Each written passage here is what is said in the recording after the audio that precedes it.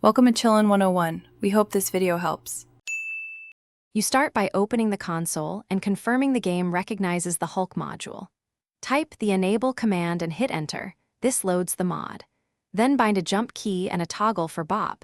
You need a reliable keybind to avoid missed inputs. Once done, check mouse polling and disable key repeat in-game so jump taps are clean. Make sure game tick rate matches server expectations.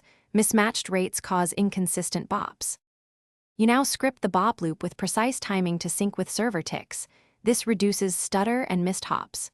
Insert a small delay between jump commands so the engine registers ground contact. Experiment within a 12 to 14 millisecond window or align to server tick rate. Save these commands in an auto-exec to persist settings across sessions. Once saved, load a local map, practice a short run, and observe velocity changes to validate timing adjustments. You finish by executing full bop runs while watching speed and trajectory. Combine strafes with sync jumps to maintain momentum. If you lose speed, reduce or increase the scripted delay in small increments and retest. Consistent increments help isolate the sweet spot. Make sure to log settings so you can revert. If behavior fluctuates, run on a local or LAN server to remove network jitter. This isolates whether the problem is your timing or external lag.